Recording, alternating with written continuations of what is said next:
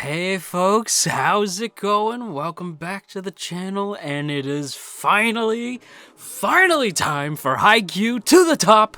I hope you guys are as hype as I am, because it's time to slip and slide and ride that rhythm. That's right, we're gonna bop to the top. I've been holding on to that joke for months now. I hope you can respect my restraint. I held on to it just to use it in this video. But yes, everybody, we're here to talk about Haikyuu to the top. It feels like it's been for friggin' ever since the last season of Haikyuu. It is finally here, and we're going to talk all about episode 1. But before we get into it, though, I do want to remind you all that if you would like to have your name shouted out in next week's Haikyuu video, then be sure to share this video around on the internet, and then tag me at JoJo Talks Too Much over on Twitter, and I will be sure to shout your name out in next week's video. Okay, so we're just gonna go ahead and dig right into this premiere for Haikyuu. It's time. I'm trying really hard to be like, chill, laid back JoJo, like that's what you guys come here for, right? It's like it's like a lo-fi chill anime discussions for you to study and relax to. Like that's the point of these videos, but not today. Today it's Haikyuu. There are few shows that get me quite as hype as Haikyuu. Sports anime and shonen anime, especially battle anime, have this hold over me, like they just get me so hype, and Haikyuu gets me hype like nothing else, I gotta tell you. And it's for friggin', it's not even like it's professional, right? Like it's not like these are professional Olympic level volleyball players. No. We're talking about high school volleyball, and yet for some reason I am beyond hype every single season. I love it to pieces. Well, I can tell you why. It's because Furutate is just an expert level mangaka and has crafted the story in such a way that even just watching these characters talk about their height gets me hype. I don't understand, but I don't have to understand. It's just Haikyuu. And may I add, by the way, that thankfully the show has not skipped a beat. We do have a new director now, Masako Sato, taking over for Susumu Mitsunoka, whose names I'm sure I butchered. But Mitsunoka has more than earned their break from Haikyuu. I respect that, and I'm wishing Sato all the best. I thought the direction in this episode was fantastic, so we're off to a good start as is. And yeah, I mean, he's already directed, by the way. He's been an episode director on many episodes of the show already. In fact, Masako Sato happens to have directed one of my favorite episodes of Haikyuu of all time, that being Suki's big episode. So he has experience with Haikyuu. He knows these characters. He knows Suki especially well, but he does know these characters, so I trust Sato. And Mitsunoka stepping away, it's not really noticeable in this first episode. What I did notice, though, is there's some slight changes to the character designs. It looked like some of the characters looked a wee bit different. I think the character who looked the most different, quote unquote, to me was Asahi. Asahi looked really different, and I'm not sure why. It looked like somebody kind of stretched Asahi out. I'm not super sure why, because the character designer is still Kishida from all the previous seasons of Haikyuu. Same character designer, so I'm not super sure why some of the characters looked lankier, I guess is the best phrase I can use. They all just looked like stretched a little bit, and it wasn't like a negative thing. I just noticed that I was like, oh, they look a little older, which is strange because this takes place like almost immediately after where the last season left off. In fact, it literally picks up where the last season left off. So I thought the characters looking vaguely older or taller, I guess, was a little bit odd. But I mean, the height thing is a factor in the episode, so maybe that was on purpose. I don't know. Maybe I'm just going insane, and it's just been so long since I last saw Haikyuu that maybe I've just forgotten what some of the characters look like. Regardless, it's just good to be back. I actually paused the episode so I could freak out, because I was like, all right, I'm gonna sit down and enjoy the first episode of the new Haikyuu. This is gonna be fine.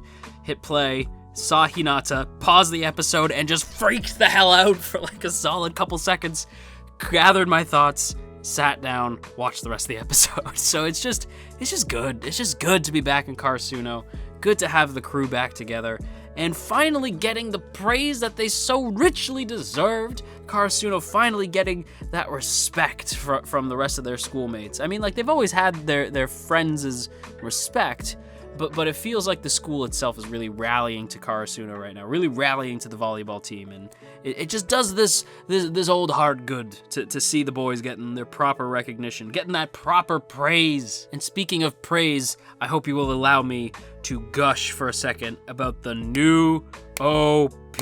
Because we see this sign where it's the school wishing the volleyball team good luck at the finals, and everybody's just kind of chit-chatting, and then Hinata bumps into Kageyama, and they have that little headbutt moment, and then we cut to, actually before that happens, Hinata's friend rightfully points out, like, are they actually a team? They seem like they hate each other. And then it cuts to the brand new OP. And listen, every OP for Haikyuu, and I do mean every OP in Haikyuu, is fantastic. But this one's just as good.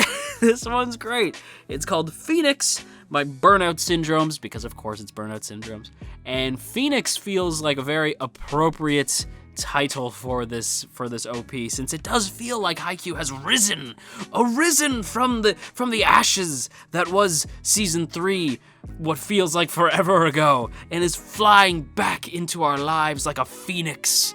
Oh, it's just good. It's such a great song, and the visuals are striking, because you get that shot of Hinata, right, standing proud like the little giant used to, right? He's in the same pose as Little Giant, and we see Hinata standing alone, and then we get shots of the characters throughout the rest of the OP. We get to see some volleyball action, which is dope. It's just as great. Every time we get to see volleyball action in the OP for Haikyuu, it's always like the flashiest it can be, you know, so it looks fantastic. And then once all the hype dies down, we go back to Hinata, still in the Little Giant pose, looking at the court, and then Kageyama walks up beside him, stands shoulder to shoulder, and then the whole Karasuno squad rocks up, and they're all standing shoulder to shoulder, and then they strike a pose, and that's where the OP ends. And thank you, Burnout Syndromes. Thank you, Haikyuu. You have delivered us yet again another dope-ass OP in the form of Phoenix. Far and away, best OP of the season. We finally have an OP of the season, and of course it was gonna go to freaking Haikyuu. After that, we reunite with the gang once again, and it's not just Hinata and Kageyama this time, it is the whole team, and it is good to see these guys again. And of course, they're being competitive dorks over something that does not need to be made competitive. Even the seniors are like, that's dumb, like when they're all talking about height. And it's I think who's 190 now? I think it's Tsukishima's like 190 centimeters now. Yamaguchi, I think, became like 180 centimeters or something like that. Basically, everybody got a little bit taller, except Hinata, who is still short. But he did grow, I think, more centimeters than Kageyama did, so he did win that battle. Hinata won the height battle, which, like, good for Hinata, I guess. He's gonna need a win in this episode, so the boy can have it, because, yeah, the rest of the episode just craps all over Hinata, and I feel really bad about it. But, yeah, it's good to have the squad just back together being dorks, because, yeah, even just seeing them, not even on a volleyball court, just hanging out in a hallway, it just warmed my heart. I missed these dorks, you know? I was just like, yeah, this is my team. Like, this is my squad. I missed you guys. Like, seeing them being dorky. It's a good anime, especially when it goes away for, like, however long it's been. When a good anime comes back for another season, it should feel like you're almost reuniting with old friends, and that's the vibe I got in that scene. Just seeing them be dorky teenagers just talking about height and being goofy and the lovable dorks that we know, and it made that scene feel like it just made it feel like reuniting with friends. And again, I do think that comes down to just the skill on both the director and the writer's part, as well as the seiyus. The seiyus just slip right back into the roles like nothing's happened. However, it's not like we don't get to see the Karasuno gym. We totally do. We get to see the court again, and it's like coming home, isn't it? Just seeing the same court. We don't actually get to see it too much, though. We don't spend too much time on Karasuno's court. We actually spend most of the court time is not on Karasuno's court. It is in different courts, but we will get there. We basically go to the team's court, and they're testing how high they can jump I believe they're going to write about it in the pamphlet that they're going to hand out around the school to get everybody hyped up for the volleyball match. And of course, this immediately gets competitive. I'm talking like immediately. As soon as we enter, it's immediately competitive. And this is where I most noticed the change in art that I was talking about earlier, but I'm not going to go over that again. I already talked about it before, so why go over it again? But this is the scene where I most noticed that the art looked a little bit different. Who knows? Maybe Kishida's style has changed a little bit. I don't know. But anyway, it's funny watching the gang get competitive, because this is where the third years do get competitive, because at first when everybody was talking about height, they were just sort of like, wow, what a crazy group, those crazy kids, blah, blah, blah. Just being the mother hens, right? But now Asahi is like annoyed that Hinata's still able to out jump him, and he's like, okay, he gained a couple centimeters. So like it's a reminder that they too can get, like, the third years can also get caught up in this, like, god damn it, like in the childishness and of like the competitive nature of Karasuno. Like they too can get caught up in it. And it's also worth noting too that Kageyama is the one who has the best reach, which I thought was interesting. You'd think it would be Hinata, since that's the character that we've come to know. Hinata's got mad hops, but apparently not. Apparently Kageyama is able to out-jump him, and I think Tsukishima did too. I could be wrong about that, but I feel like Tsuki out-jumped him as well. So it's interesting. The three, quote-unquote, I suppose you could call them the three best players on the team, Hinata, Kageyama, and Tsuki. Although I would argue that, like, there's other players on the team that would maybe be... I mean, because then you're getting into weird territory, right? Because, like, a lot of them play different positions, so it's hard to say, like, who's the best player on the team. It's interesting, and it's going to come up for the rest of the season, I have to imagine, because the next scene is Takeda-sensei rocking up and explaining basically this arc, and that being what I'm gonna call the solo sadness arc, because I'm not gonna lie, when I read the synopsis for To the Top, I was very worried. I didn't say anything to anybody because I didn't want to bum anybody out, but I was very concerned because I noticed the director change, but Sato's done really well so far, so I'm not too worried about that. But what really concerned me, the big concern, is I was very worried that splitting up Karasuno was a bad idea, because I feel like a huge part of the show, and we see it in this episode, is how much this team has grown beyond just a group of students who get together to play volleyball sometimes. Karasuno is truly a family at this point. They have individual dynamics.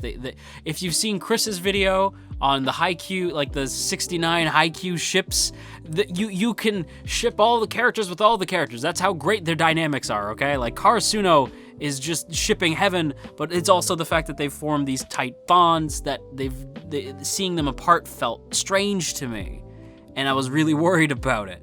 And I thought maybe, I was like, I don't read the manga, right? So I was like, oh, I don't know, for Date, I don't know if that's a great idea, I don't know.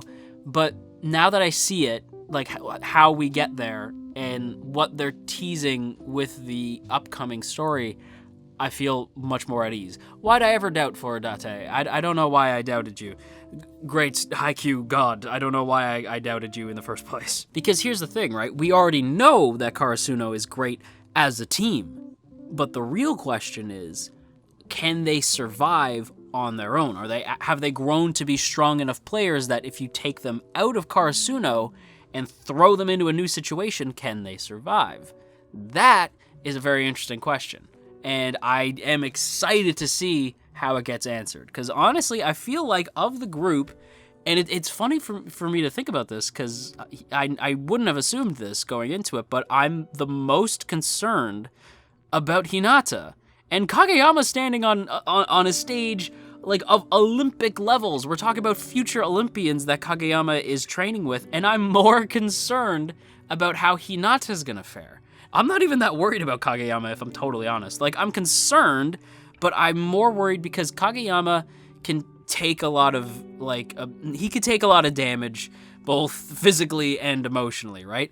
Hinata could take an immense amount of physical damage. He can run around, like, he can fall down, all that stuff. What I'm worried about is the coach destroying Hinata's heart, and I don't want that to happen. Coach Washijo's whole philosophy is that power and height reign supreme on the court.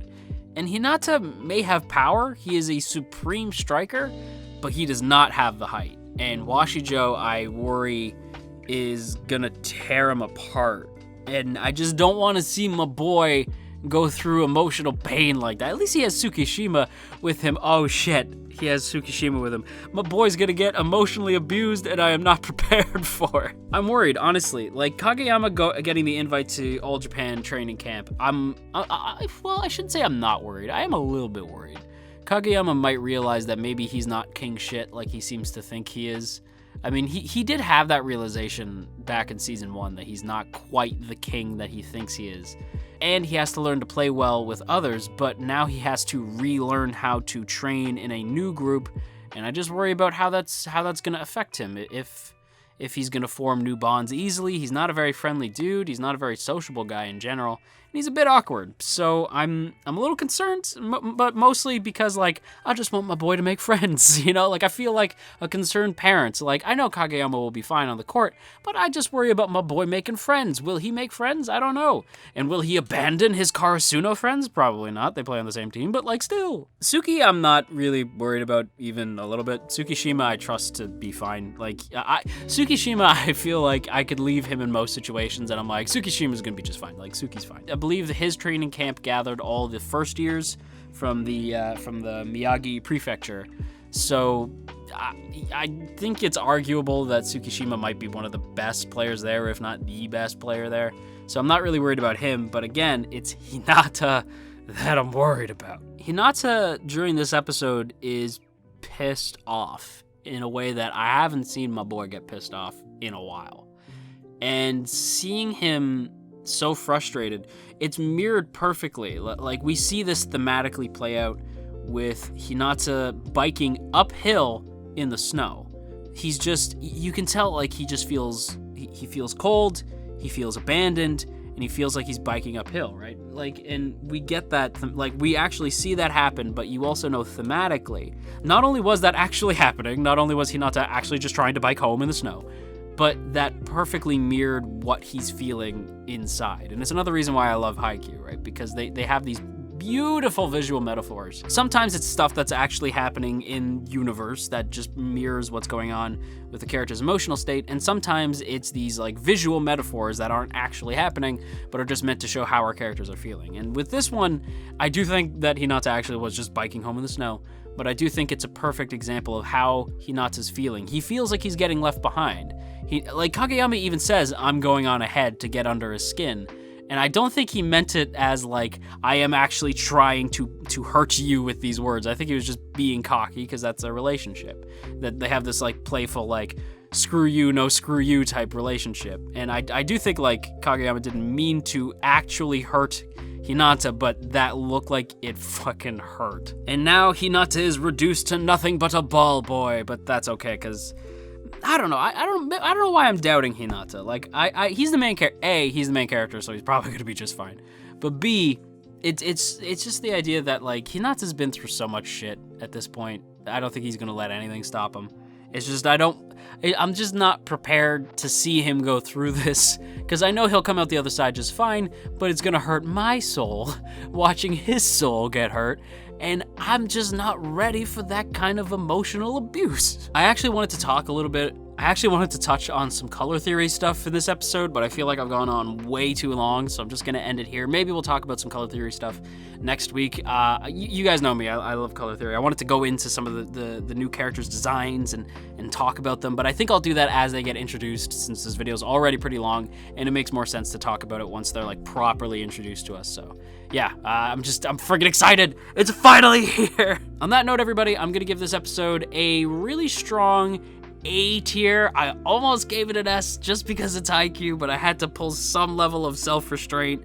So it's an A, but know that I really wanted to give it an S. And that's gonna do it for today's video, everybody. So I hope you guys enjoyed. And before we go, as always, I have to give a big thank you to the good folks over on Patreon, especially those in the Earl Grey tier: Andrew W., Calvin A., Crowbar of Irony, Daniel G., Digger the Fox, Dominic G., Ionos, Urza, Ginkutaku, Godzilla Fan, No For Nothing, Maria Teresa, Marshall B, Mirth Mouser, Cell, Shadow Creative, Sipco Games, Somastan, Stephen G, Sakochi, Tristan G, and Verdon. A huge thank you to all of you in the T Squadron for your continued support, and if you too would like to join the T Squadron, then be sure to check out the first link in the description to check out our Patreon page, see all the cool rewards you can get over there, as well as access to our Patreon exclusive Discord for as little as $1 a month. And with that said, we're gonna wrap up today's video, everybody, so thank you all once again for watching, and if you are feeling stressed out today, then you go have yourself a warm cup of tea,